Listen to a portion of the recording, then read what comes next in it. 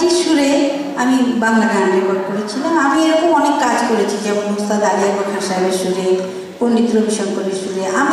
আমি ভাবতাম যে এনারা অনেক আগে যখন পথের পাঁচালী করেছেন ঠিক আছে, কিন্তু বহুদিন আর বাংলার সঙ্গে কোনো যোগাযোগ ছিল না।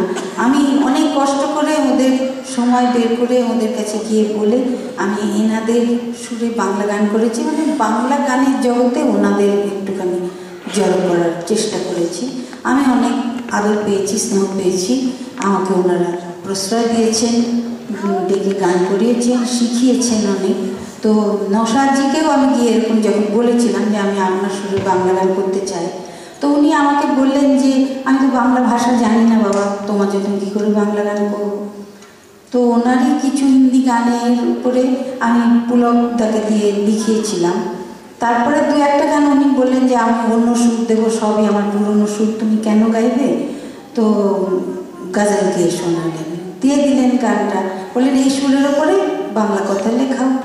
তো বম্বেতে তখন আমি কোথায় পাবো, পুলকদাকে পাবো না, তা আমি রবীন্দ্র জৈনের কাছে গেলাম। আপনারা জানেন হয়তো রবীন্দ্র জৈন অনেক ভালো ভালো বাংলা গান করেছেন, আমিও গেয়েছি ওনার সুরে। তো রবিদাকে গিয়ে বললাম যে নওশাদজি সুর পাঠিয়েছেন, তোমাকে বাংলা গান লিখে দিতে হবে। তো উনি বললেন যে আমি তো সাধারণত করি না, কিন্তু এক তো হৈমন্তী তুমি এসেছো আর নওশাদজি পাঠিয়েছেন তোমাকে, আমি নিশ্চয়ই দেবো। তাই আমি গানটা শোনাচ্ছি। নওশাদজি দিয়েছিলেন গানটা